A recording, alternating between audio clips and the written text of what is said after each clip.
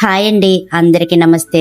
ఈరోజు వీడియోలో మన జీర్ణక్రియను, గుండె ఆరోగ్యాన్ని మెరుగుపరిచి బరువు నియంత్రణకు, మన జుట్టు ఎదుగుదలకు మంచిది, రక్తంలో చక్కెర స్థాయిని తగ్గిస్తుంది, ఇలా చెప్పుకుంటూ పోతే వందల రోగాలను నయం చేసే అవిసె గింజల కారప్పొడి తయారు చేసుకుందామండి. దీనికోసం స్టవ్ ఆన్ చేసి ప్యాన్లోకి 1 కప్పు అవిసె గింజలు వేసుకుంటున్నానండి. లో ఫ్లేమ్లో కలుపుకుంటూ అవిసె గింజలను వేయించుకోండి. ఇలా 2-3 నిమిషాలు వేయించుకుంటే ఇలా చిటపట అంటూ వేగుతాయండి. కలుపుకుంటూ ఎర్రగా అయ్యేంత వరకు వేయించుకోండి. ఇప్పుడు వీటిని ఒక ప్లేట్లోకి తీసుకోండి. ఇప్పుడు అదే ప్యాన్లోకి 1 కప్పు పల్లీలను వేసుకుని మీడియం ఫ్లేమ్లో కలుపుకుంటూ వేయించుకోండి. పల్లీలు ఎంత బాగా వేగితే కారప్పొడి టేస్ట్ అంత బాగుంటుందండి. ఇలా ఎర్రగా వేగిన తర్వాత ప్లేట్లోకి తీసుకుందాం. ఇప్పుడు 1 కప్పు నువ్వులను వేసుకుని లో ఫ్లేమ్లో కలుపుకుంటూ చిటపట అనేంత వరకు ఫ్రై చేసుకుని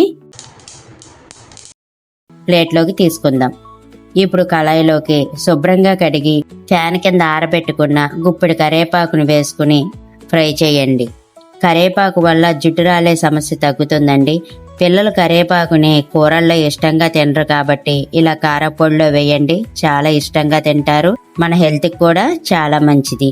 ఇలా వేగిపోయిన కరివేపాకుని ప్లేట్లోకి తీసుకున్నాక ఇప్పుడు అదే కళాయిలోకి 1 టేబుల్ స్పూన్ ఆయిల్ వేసుకుని మన కారానికి తగ్గట్టుగా ఎండుమిరపకాయలు వేసుకోండి. నేను 10 ఎండుమిరపకాయలు వేస్తున్నానండి. వీటిని కలుపుతూ లైట్గా ఫ్రై అయ్యాక 6 టేబుల్ స్పూన్ల ధనియాలు, 2 టేబుల్ స్పూన్ల జీలకర్ర, చిన్న నిమ్మకాయ అంత సైజు చింతపండు వేసుకుని ఫ్రై చేసుకుందాం.